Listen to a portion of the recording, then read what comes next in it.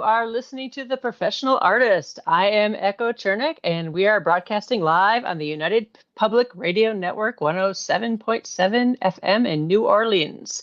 Simulcast on YouTube and Facebook. Please like, follow, subscribe, and ring the notification bell. Today I have Bob Eggleton and April Solomon with me today.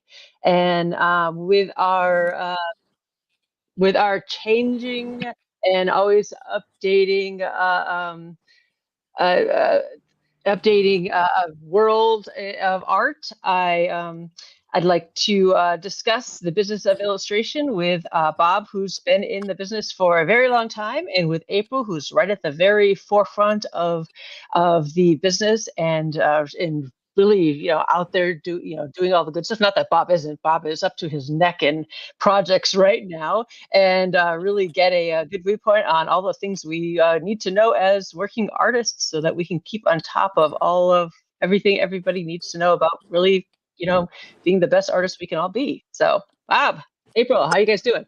Good, great. Doing really good, thank you. Happy to be here. April, you're down at a show right now. I am down at the Sawdust Festival right now. My booth is back there somewhere behind me. There's about over 200 artists, and we're here all summer long in Laguna Beach until September 1st. And so I'm happy to step aside and be a part of this today. So thank you for asking me to join. And Bob, you have a show next week. Yeah, I'm going to be at Shore Leave in Lancaster, Pennsylvania. It's a Star Trek convention, and I actually have done Star Trek art in my past, and so it's going to be kind of, I'll have some prints and I'll have some other things and drawings and stuff like that. It's a lower attended convention rather than these massive 10, 20, 30,000. I just got back from G-Fest, which is a Godzilla convention, and there were over 10,000 people at it, and that was in Chicago. And did real well, and I got we left on Sunday, and we're really glad we did, because everybody that left on Monday and afterwards, the planes got all delayed and screwed up, and the weather and the technology fail and everything. It was just incredible, but we got out, and we did real well. It's a fun show, and it keeps me relevant, and I like doing these things that are kind of, I know where my audience is. You've been doing shows for a really long time. How long have you been doing shows for? Me? Oh, yeah. Well, I started in 1979, maybe 1980. And I was going to small comic conventions, because they were nothing but, they were small things. And I got invited to a show up in Boston called Creation Con, and these things are now, Adam Malin he's a friend of mine, but he invited me there when he was just starting off, and now he's like doing this big Star Trek Las Vegas thing that's in a couple of weeks, and it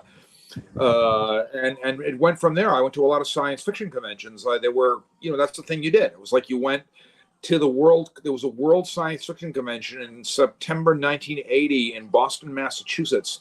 And I had never been to anything like it, and I got encouraged to go to it. I went to it, put up my art. I won Best Amateur Artist. I won, because I was amateur.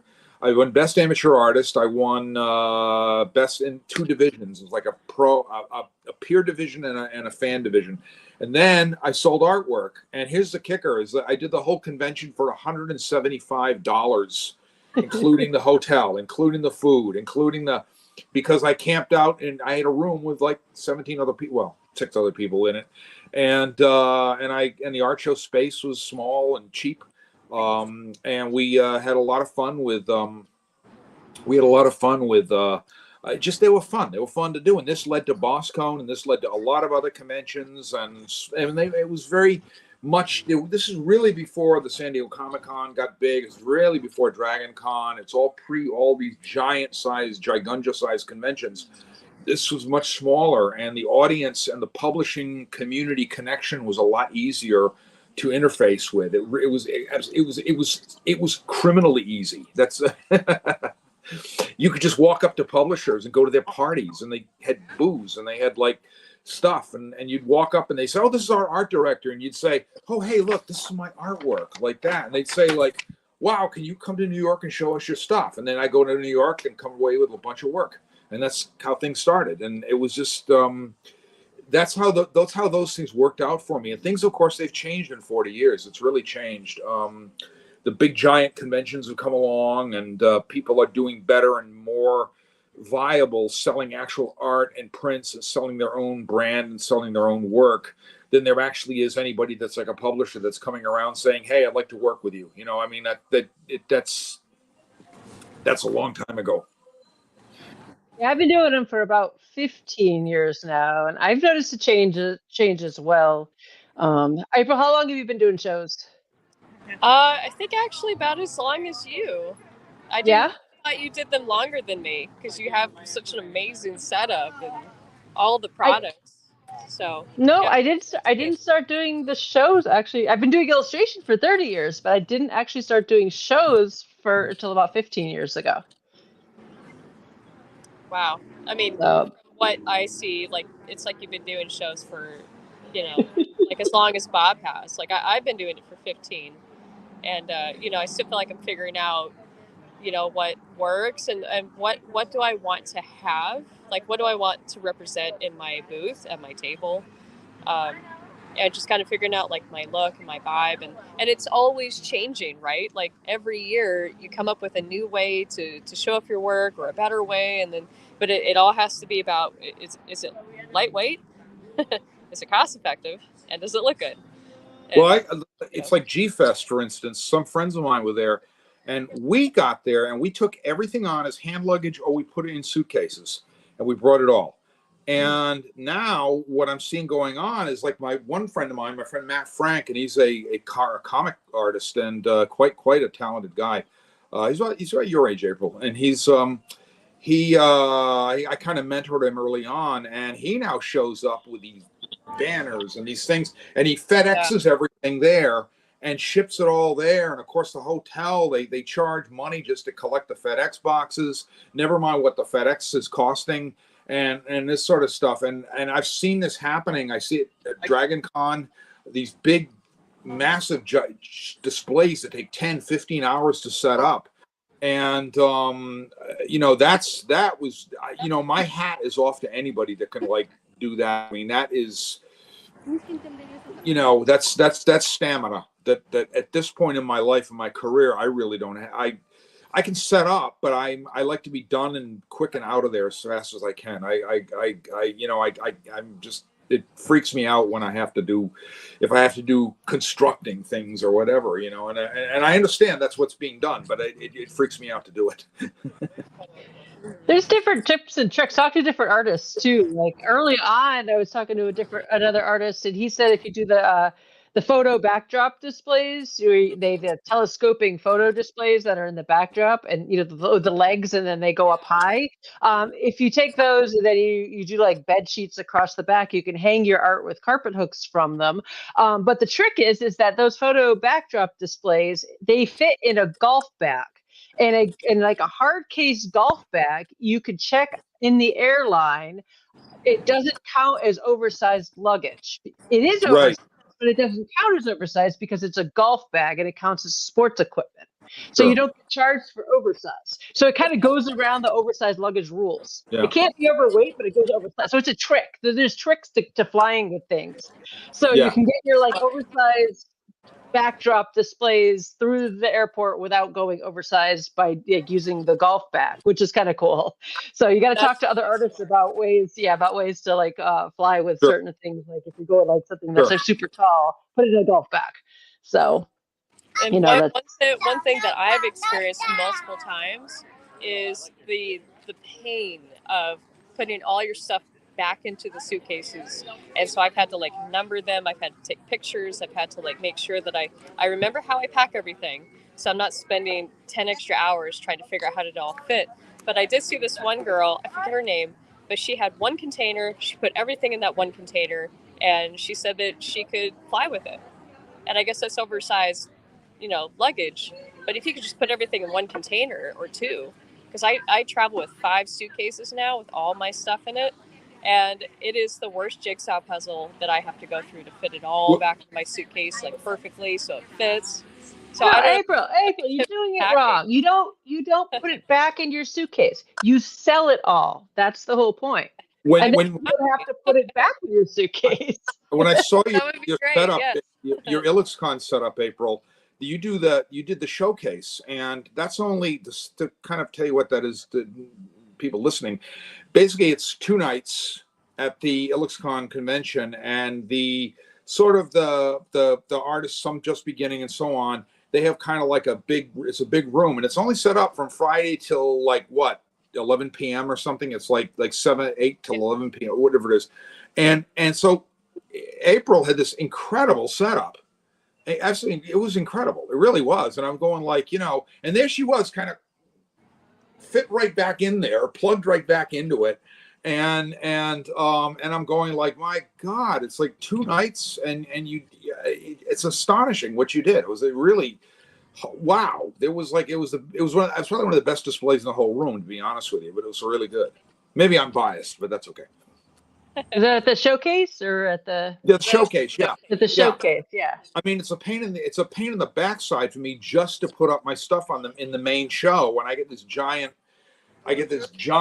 long. They're hard to describe. They're these giant panels that were on there, and they've been there for other things entirely. This thing called the Goggleworks Center, and it used to be a manufacturing place, like an old factory. And these things like sort of hang off the ceilings, and they were used for something else entirely. But then they've been converted over to use for art displays, and that's what we're doing at that's what it looks like with I mean, when I have one, I got to jigsaw everything together and just figure out how things are going to work. Because I am just such a Luddite. I don't. I know some guys that do. They put everything together like a map, how it's going to go, and I just kind of like think, I'll get there when I get there. Yeah. I like to live dangerously too. Yeah, figure it out when we get there. Yeah. Yeah. So anyway, what questions are we doing here? So. Yeah, April, do you have some questions for us? I do actually. So I guess since we're kind of on topic with the conventions, I can definitely segue that way into like being in person and making connections with people physically in front of them, making sales in person and not just all online. I would argue is a very valuable asset to have in your art business, and to be able to learn to approach art directors or people who you want to make connections with at the convention, like being able to walk up and pitch yourself to someone who you want to work with or a company that you're dying to work for. I guess like the question would be is, how would you go about putting yourself in front of people that you want to get hired by or from, or is there a right way to do it, a wrong way to do it? I guess like being in person and making those connections. Would you say that's important, or is it all online these days? I mean, a lot of stuff now, and this is a shock to me because I'm like you, April. I'm a person that likes to, hi, how are you? I like to meet people. I like to say hi. I like to look in someone's face. I like to, but now they used to have these, again, let's go back to the 80s, the 90s. They used to have these sci-fi conventions, and they were, regionals, they call them. And they were, Boscone was a big one. Boscone was the best art show outside of the WorldCon. It was so good. It was Michael Whalen. Everybody was in it. Oh, wow. Don Mates, everybody. Yeah, that's where I first saw the White Dragon. You know his famous White Dragon painting? Of I course. went right into that, Yes. April, in 1979 when I was 18 years old. And I said, one day I'm going to be in this damn show, is what I said. And I was. And at that point, I'd sell artwork, and we were in this kind of an old hotel, and a heartbreaking $29 a night room rate. You know what I mean? God. And then I'd share it too, Echo. That's just even funnier. So I'm paying, my entire hotel bill was $29 for the weekend. And what happened is I'd make up to $1,000 in the art show. And oh my God, I did really well. Wow. But the best part was in 1983, I remember this distinct, or 84, Jim Bain, who published Bain books, he's passed away now, but he came up to me and he goes, "Hey, you're Bob Eggleton. Hey, I'm starting a new book company. I'd like to hire you for book covers." Like, that's how Jim talked. And he said, and I said, sure. And I gave my card, and we gave him slides. We didn't even have printouts or anything. We had slides. And then the next thing I got a call from his sub editor, and she said, we're buying some stuff, slide from you for a book that we're packaging, and everything took off from there. And I would go to 40 years ago, I went to the World Science Fiction Convention in Anaheim, and it was LA Con. It was called LA Con 4, 3, 4. I don't know. It was a big convention, and I had my artwork there. And again, I met people who just were editors and publishers. They all came by and they were like, "Hey, you're the ingenue. You're the new guy that like everybody's been talking about." It's 40 years ago. You're the new guy, and we want to talk with you. Would you? I'm working with Byron Price Visual Publications. Do you want to work on a book of ours called The Planets? Yes, like that, and things would take off like that. And then I'd go down to New York and I'd meet with them, and they'd say, like, we're going to bring you on. And then somebody had got a call and they'd say, hey, I got a friend over at Berkeley Books and she's in there right now. If you want to scoot on over with your portfolio, I just recommended you to go look at them. I get a job out of it. And so it was one thing led to another. And that's how it was back then. And as I attained kind of more of a status in this business, people were coming to me more than anything. And we had a real what they call the pipeline. It's where you had art directors, editors, everybody worked together, and everybody was very personal. You could call somebody on the phone, but now it's all email and Eponius. Yeah, I think it's more online now, and it's more word of mouth and online. And I don't call know us, we'll call you stuff. You know what I mean? And, right. Yeah. And I can't look at your portfolio. I had this one. This is an amazing one that a younger artist told me this one. They said, I was told I can't look at your portfolio. And I said, why? It's legal reasons. They don't want it to show anything that might show up in something else. The movie industry has become a lot that way. I fell into things. My wife was pointing out something to me that I didn't even think about. And she said, you've spent your whole life just kind of falling into things, Bob. And it was like one thing just led to another. One illustration in Spectrum, remember the annual Spectrum? Yep. One there, Trick got me in contact with a director named John Davis. He called me out of the blue and he said, I want you to work on my new animated feature, Jimmy Neutron Boy Genius. And before we even got talking about it, we're talking about, because we both love giant monsters, that kind of stuff. And then I'm thinking he's maybe a student or something. He goes, well, my guys will, my PA will be in touch with you about your budgeting and what we're going to pay you. It's a $27 million movie with Paramount Pictures and all. Oh, like that. So, and all of a sudden I was on the crew to doing this movie. And then this led to the next movie he did. And this led to another movie that he was working on that didn't get made.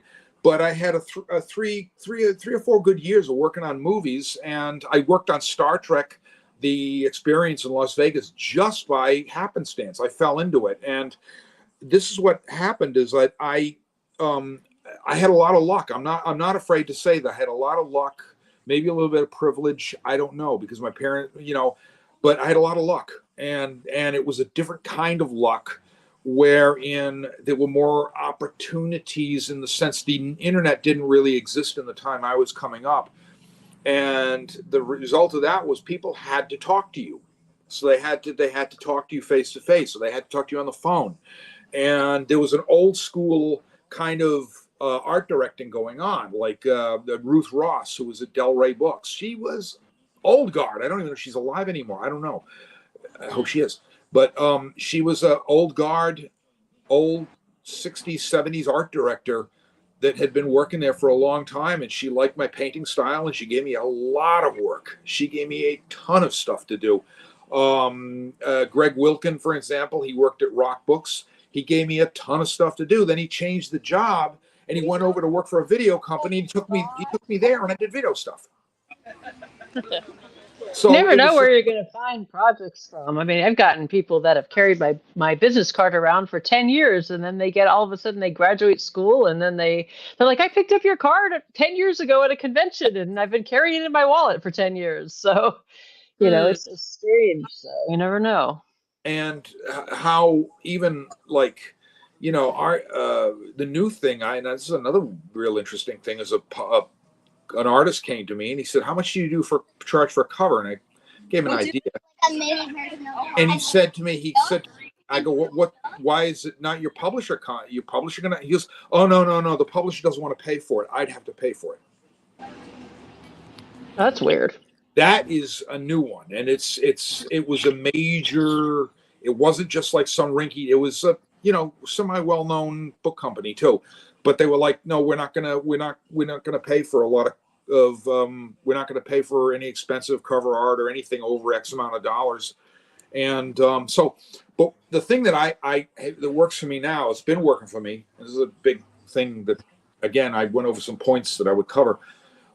Basically, it was this that I work for a lot of little projects, and from little things come big things, and that's one of the things I've done. I just did. I just did a local cover to a free press paper called Motif Arts Paper, and it's for a convention in Providence called Necronomicon. It's all H.P. Lovecraft. Oh yeah, I like the Necronomicon. And the most they can pay, the most this company can pay, is $200. But you know what? For that, I did them a kind of a fun ink sketch. Somebody will buy it, and then the writer comes in and did a nice interview with me that's going to go out to thousands of people. So, I mean, it's sort of this.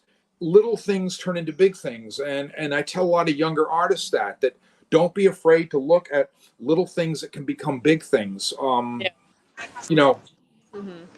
I just did this. You don't know, because I mean, like, if I had never gone to Dragon Con, I never would have known about Galaxy Press Publishing. I never would have entered that contest, and I never would have met the both of you, and I wouldn't be here. Like, it's just every little thing. Like, I think that's a really good point, Bob, is that every little decision can lead to, you never know where it's going to take you.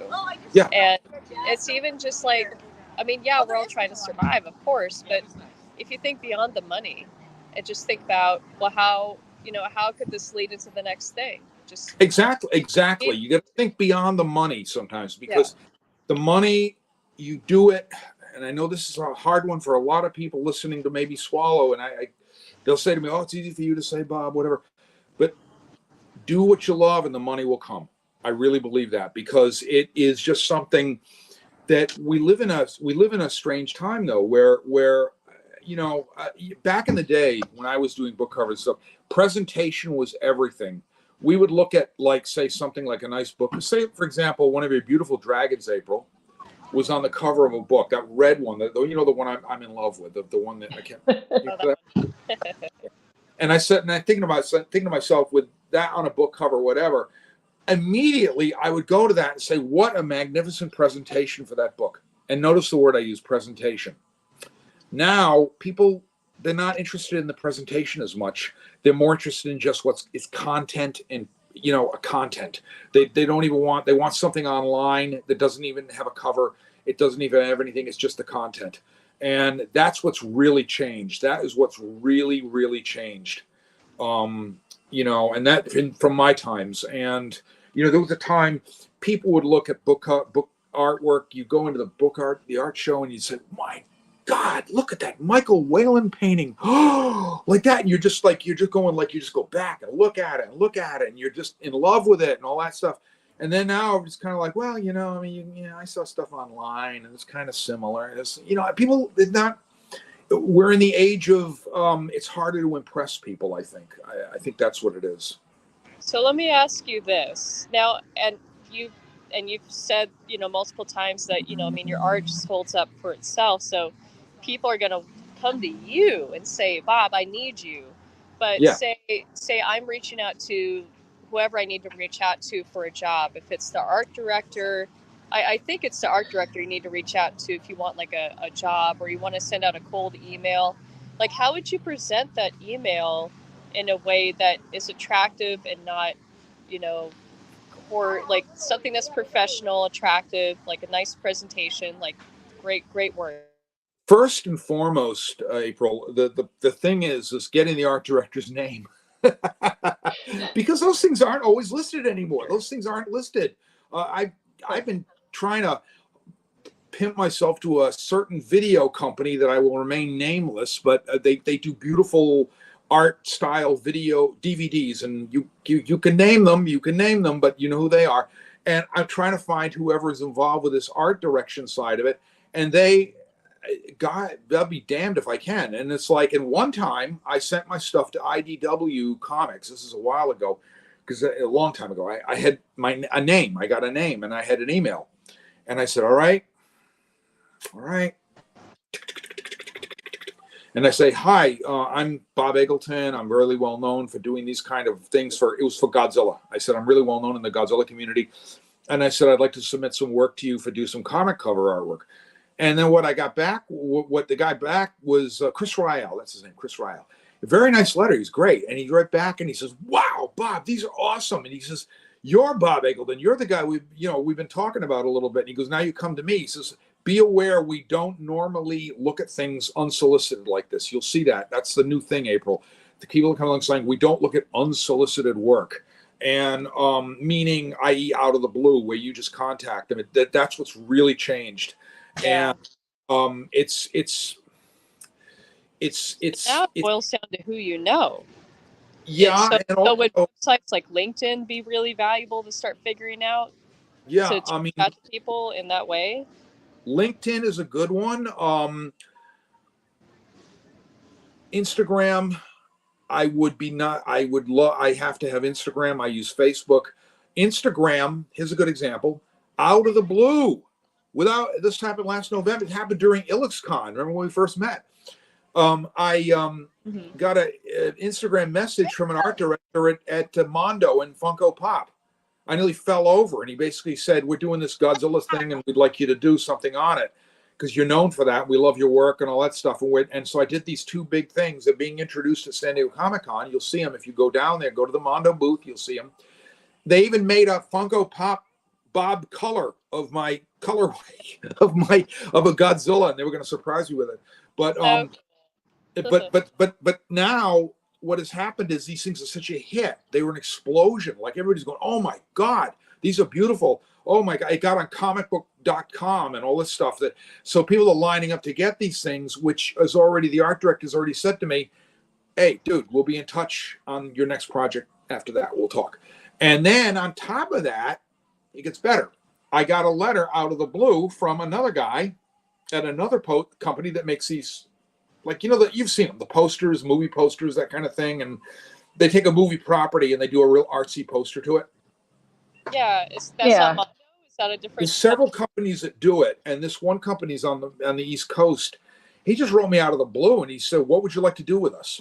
What would you like to do for us? So he gave me his list of 200 franchises that he owns. Wow. And he said that he gets the licensing. And he says, take your pick, have fun, take your pick. What do you want to do? Like that. So it's kind of like a blank check. And I said, you saw my stuff on Mondo. He says, oh, you bet your sweet Bippy we did. He said, you're the hot guy. So he said, I want to get you on board with us too. And so I got this developing. And then other things. Don't be afraid. Like I'm doing something with Edgar Rice Burroughs people, only because I've done something with them for the last 10 years or so. And they don't pay lots of money. This particular illustration I'm doing for Edgar Rice Burroughs doesn't pay a lot of money, but a lot of really great people see it because it's a limited edition, beautiful, appointed book with a clamshell, and it's just this beautiful, beautiful book they make. And so I get very excited on that. So these are kind of things, and they all add up. It all adds up. So when people see your work, then they're more likely to hire you. They don't know what you got paid for it or what you didn't get paid for it. Exactly. And so it's nothing. It all adds. In advertising, it takes a consumer an average of 5 times seeing a product to buy it. You have to see like a Coke commercial 5 times to be like, oh, I want to buy Coke now. Same thing when seeing like Bob's work. You want to, the art director sees your work like 5 times. They're like, I'm going to hire this Bob guy. So like the more projects you do, the more they see your work, the more they're like, oh, this guy's hot. I want to hire him for some work. And they don't know what you got paid for it or didn't get paid for it. So you just keep doing work. Right. And you're going to get hired. So basically that's what it comes down to. I forgot about that number. 5 times. Mm-hmm. Yeah, I forgot about that number. That's such an important number. Because, Yeah. in the world of social media, it's like, well, I don't want to be too intrusive, but at the same time, you know, I've heard even from some other artists that have had like older work that they've had like they did years ago, and they started reposting their older work, and they got all these like reactions and likes, like it was the first time they posted. People are like, wow, when did you do this? And they're like, about 6 years ago. Right. So you No, just never I had know a who's going to see it. situation the minute the Mondo posters broke as a public thing and we could share them. Like I had a Facebook friend request from guess what, the art director at Super 7, which they do other things too. They do all kinds of properties, Star Wars, Godzilla, all this kind of stuff. And it's just I'm thinking coincidence or no, I think it's they're looking at what I'm doing, and I'm very one thing can lead to another, and you might think to yourself, well, maybe it won't lead to it won't go where it needs to go, or but the reality is that good work will shine out. Good work will shine out, and now here's the other nice good thing. A lot of comic companies, Dark Horse Comics, for instance, just released a statement. IDW did too. They are not. They do human content. They are anything AI is no. Oh, thank goodness. Good Yeah, for they're them. releasing statements. There's a big backlash against it because it's not just stolen. It just looks wonky. It looks weird, and you look at it and you go, I can spot it like that, no matter how well it's done. I can say, well, this is about it, this aspect about it, and and look at the way this is done, and the hand goes this way. And no, Yeah. this is Six this is figures. the. It doesn't take if you have a good eye for it and you have some talent, you'll spot it. Doesn't feel right. It doesn't feel right exactly, but we're in a society now, Echo, and where we're in a society of it'll do. And that's kind of what I was reaching at before. We've gone from a society, we got from a thing where like a major author comes out with a book and they make a big deal out of the cover art. It'd be a Michael Whalen cover and it would be this big party and they promote it and they get it out there. But now it's kind of like, well, we got this book, get it out there. It'll do. You know what I mean? They're looking Yeah. at very their bottom line is what the big thing is, and it's all like profit and productivity over creativity and presentation. Which yeah, if you see, you know what I'm saying, It takes a lot to impress Yeah. people, and that's challenging and hard because you don't have as much time to spend on pieces anymore to create stuff that impresses people. You have to right? create so much more art so fast. Exactly. I'm doing a vampire cover thing that you can see the sketch kind of up. That's the canvas up on my board there. You're looking at four paintings, by the way, and one of them it's the vampire thing that I'm doing now. Not a lot of money, but oh my God, I was apprised too much today at what the following of this particular person and author is, and I said, okay, yeah, I'm on board. Yeah, no worries, I'm on board because it's all. It gets me into a whole other type of fandom. It gets me into a whole other direction, and I'm not afraid to do those things. If you don't get stuck in a rote, don't get stuck in a rote. And I think April's case, you certainly aren't. You can do so many different things, and that's why your artwork's so outstanding. I was like, I could walk in and say, wow. I can spot yours in the colors, the way you work. I can spot it in a second. I could just say that's an April Solomon. I appreciate that. So I do you have am another trying to question? branch out of dragons a little bit, but not too much. I want to, I want to get hired for the work that I want to do. So, I'm only going to do the work that I want to get hired for. And, I don't want to do drawings of cars or spaceships, Yeah. like I'll leave that up to someone more qualified, like you or, or, I mean, I don't even know any artists that are out there. Oh, I You know hate what I mean. drawing I cars. appreciate it. It is so not fun. It is such a boring task, and I know it's boxes and cylinders, but there are artists that do really good job. But yeah, but I would not put that in my portfolio because I don't want to get hired for that work because I don't want to do it. Yeah, well, I get the problem is I get people telling me, oh, Bob, I know you're doing these dragons and I know you're doing these Godzillas and stuff. And you should do more spaceships. And I'm going like, oh, yeah, but I like I doing, want to drive spaceships. you know, I it's like I want got to. one guy on Facebook tells me that all the time. He said, "You need to, oh man, I miss your space." I said, "I'm still doing them. I still doing them. You know, it's just not all the time. You know, yeah."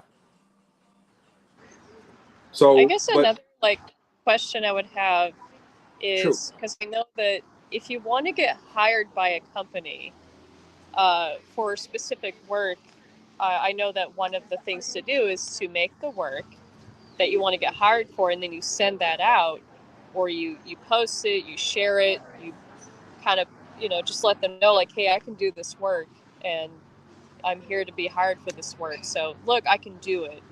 Does this work for you too? I mean, does that sound like you two are both so established, but would you offer advice to someone starting out? Like, if you want to get seen by a certain company or a certain person, would you advise them to do the work that they want to get hired for, or not so much? I would say, you know, if you want to go for certain things, say you want to do dragons, for example, that's what you do. That's what you go. You go out and just do your make that work. You know what I mean? Make that work. I got a situation 30 years ago. I got tired of doing spaceships, and I said to this art director, Judy Morello, I said, I'm really tired of doing spaceships. Can I do a dragon for you? She goes, sure. So she goes, I got a book by Gardner Dozois. It's called Dragons, and it's a collection of dragon stories because you could sell books like that as an ace book. She goes, I get X amount of dollars. Can you do me a nice dragon? So I did a nice dragon, and it's a little bit rudimentary in my compared to what I do now. But God, that was my first step to getting like more dragon work, and so you know, and I like all of it. I like all that stuff. You know, I mean, all that kind of stuff because it makes me a well-rounded. I suggest to artists, I suggest my students early on to get a mailing list, like at your booth and everything. Make sure you get a mailing list of fans that come to your booth, so that when you decide you want to do something, like you're like, hey, I want to do a book on fantasy cats, like wearing hats, playing instruments, and this is what I want to do for myself. And you decide you wanted to do that, and you can send out an email list, and you could do a Kickstarter of like this project that you wanted to do, and you can get it funded, but you need to have that mailing list ready so that Right. you can get that project funded, and then you can actually get paid to do that dream project. And now you have a funded project that you can pay yourself to have the time to develop, to create the way you want to do it. And then once that's done and you have people paying you to do it, you have the time to do it. And then it's going to come out amazing. And then once it's amazing, people will be like, wow, that's amazing, and pay you to do that style. And that's the best outcome. So it's going to look amazing. And then publishers are going to go, hey, that's amazing. I want to hire you to do that. Do you do dogs? And then, then you have, you're doing suddenly what you want to Yeah. do. So get a mailing list early on so that you can hopefully do a Yeah. Kickstarter to be able to get people to pay you to spend the time to do it. Right. I Exactly. remember back in the day when my dad was still painting watercolors.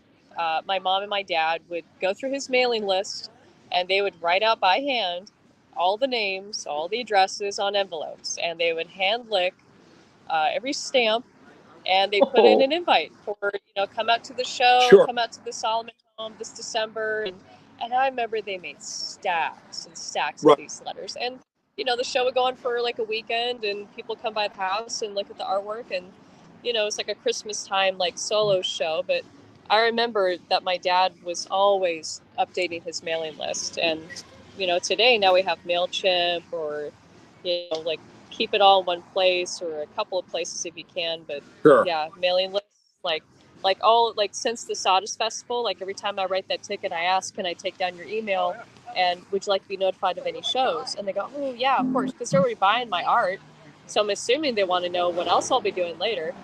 So and all in the beginning, I'll be honest, in the beginning it was very hard for me to ask such a simple question: can I please have your email and notify you of any upcoming shows? That was really hard to do. And now start doing over it right away, right at the beginning. It's so important.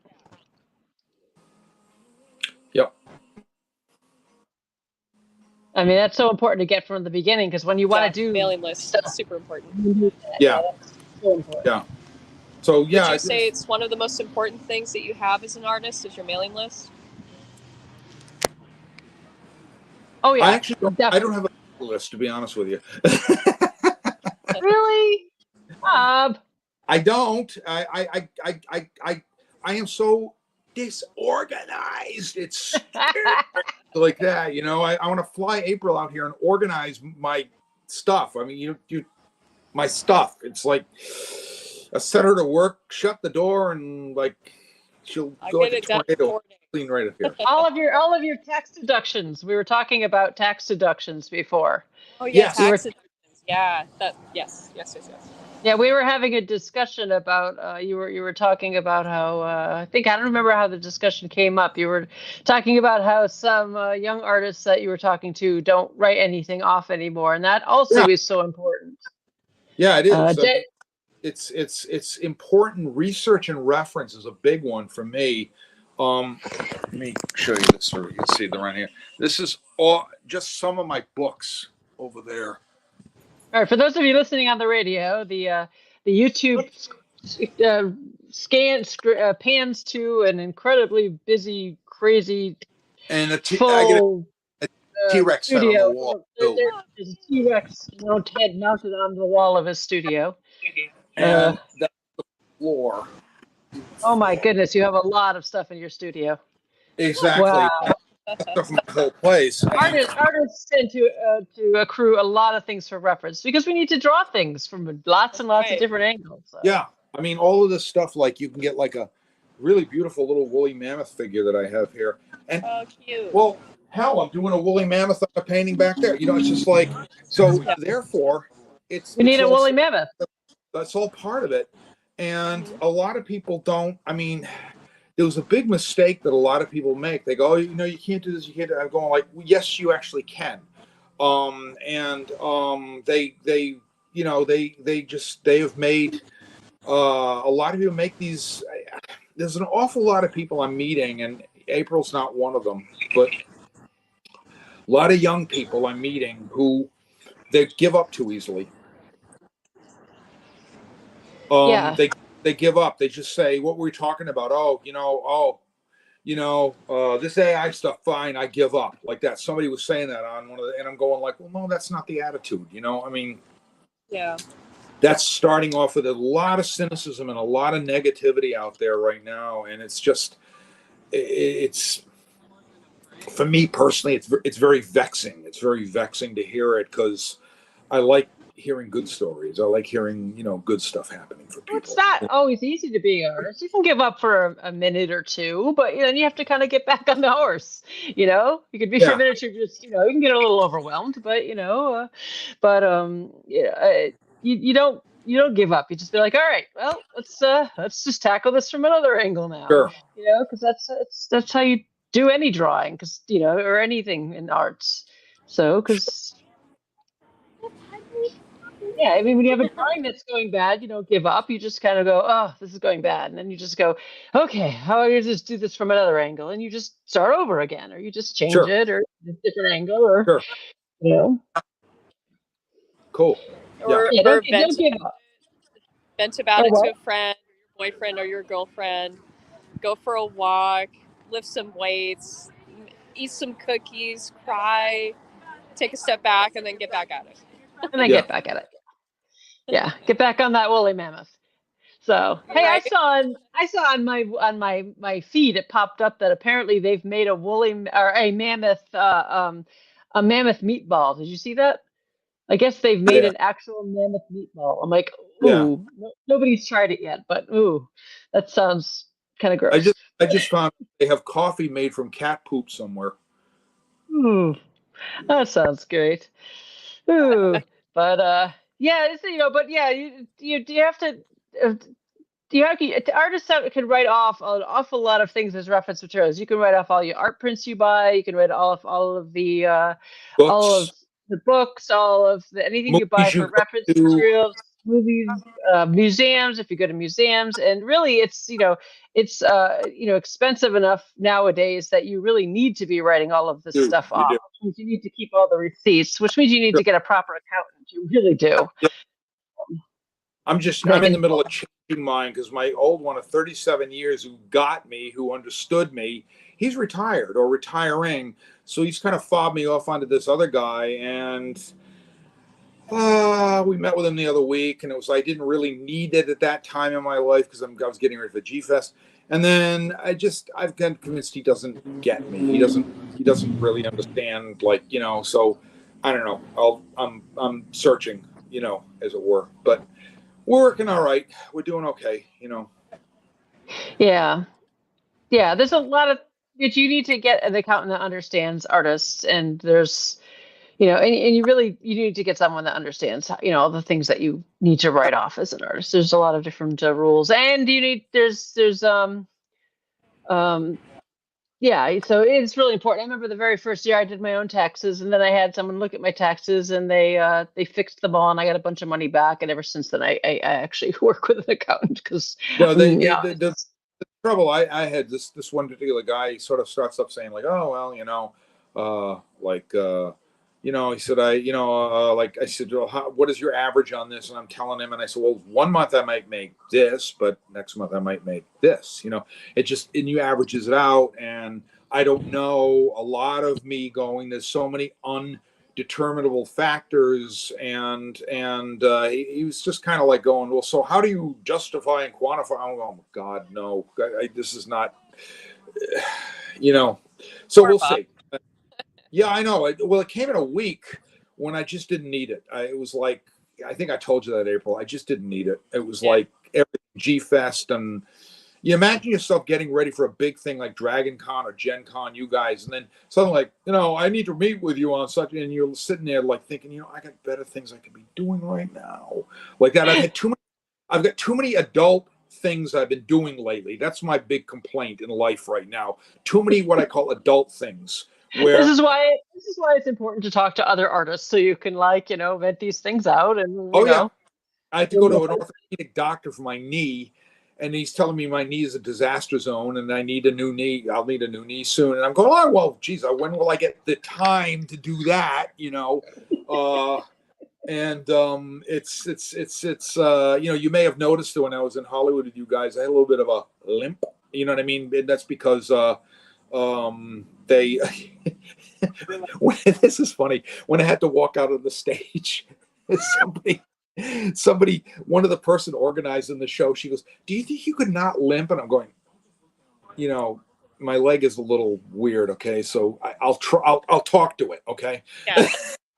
I'll negotiate with my knee. I'll see what we can do. Yeah, exactly. Basically, the meniscus is shot in my knee, and it's been done by 1975. I had an accident in 1975, and from then on, it just disintegrated over decades. And so I probably need a new knee. But maybe you should get a tail like a wyvern or something instead. Oh well, it's going to be a 6 to 8 week recuperation time, and I get things I gotta do and places to go. I don't have time. You gotta work that around show season. How do you gotta work surgeries around show seasons? You can't just, take. Yeah. You gotta go to shows and things. So, all right. Anyway, we got like a minute left. Great. So, you guys have anything else you want to bring up? I got a few things, but oh my God. Okay. Fast, April. Go on, April. Elevator pitch. Go. So. I know that you said that most art directors don't like to be reached out to, but I suppose that cold emails are not entirely off the table. And no, they're not entirely. You got to get an address. That's the big thing. That's the hardest part I found is getting the damn address of somebody to write, because they don't hide. And then you have you might get something back saying, or somebody saying, director of marketing and art in parentheses. That's the way it's going. Everybody thinks they can do art directing, just because they think they can. Oh, I would always send cold emails. I would, worst case scenario, nobody responds to you. I mean, so what? Yeah. I always ask. I'm always sending things because, so you never hear back. You never hear back. I mean, so what? Always ask, It's right. If you don't ask, the answer is always going to be no. So, just shoot an email off. Yeah. And I'll have more questions for you guys later. But Okay. Do you Oh, do yeah. you guys have any questions, or like, I guess, like, you think about what are things that you wanted to know about that you know now? What would you share to someone that's been coming about? How would you go about getting yourself out there? I would say just you're doing what you're doing, what you're already doing. You're going to a lot of conventions. And that's kind of I've been noticing more and more that is really the new way of getting a lot of notice on things, going out to a lot of these conventions and stuff, and it's really expanded. It's no longer like the World Science Fiction Convention anymore. It's these Comic Cons and these much bigger events that the publishers, if there are, they're still going to them. They go to those now. Mm-hmm. Yeah. But I would say, I mean, look at Dragon Con. That's a big thing. San Diego Comic Con, Tor Books, for instance, is going to have a booth there. They don't do that at any other Musterpalooza. Musterpalooza. Yes, dear. I'm coming. Yes, dear. I'm coming. Yay! Yes. And probably before I connected find an Bob with the guy expedition, that's in charge come of out to Musterpalooza. Laguna Beach and see you. Both of us will. Yes, go to conventions, go to shows, go to things. Just keep participating in things, sending your art out there. Go online. Just remember not to get discouraged, because it's really easy nowadays to get Sure. discouraged. Yeah. You go online and you see all this stuff, and you see all the AI, and you see all the other art. You're seeing everything Right. flying at you, and it is Sure. so easy to feel like you're Sure. getting buried and to get discouraged. And Sure. don't get discouraged. Just keep, talking to other artists and lift other artists up, and just and just, Exactly. if you Absolutely. see Lift other other artists art you up. like, just stop by other artists and just compliment other people's art. Like, if you see something you Yeah. like, just take a second to go by and go be like, I really like your art, just because that Yeah. means a lot to other artists. Everybody in the world could use a compliment. I'm serious, because we all can, rather than criticism or rather than somebody tearing you down. And I've had to veer off from that in a big way, the toxicity, and there's enough of it out there. Believe me, there's enough of it out there. So I've always lift people up.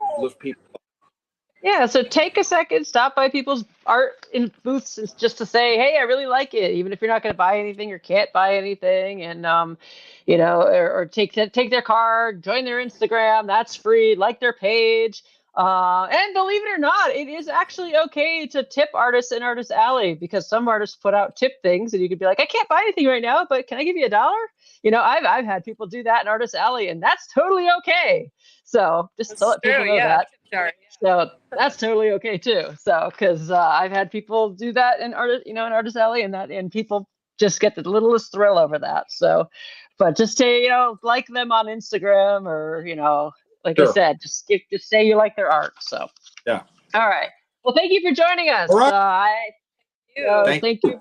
Thank you for joining us. You've been listening to The Professional Artist live on the United Public Radio Network, 1077 in New Orleans. And we'll see you next week. And go see April down at the Sawdust Festival. What's your booth number? My booth number is 111. 111. And Bob, where are you next week? I'm going to be at Shore Leave, the Star Trek convention in Lancaster, Pennsylvania, or Lancaster, as people say. Lancaster. Yeah.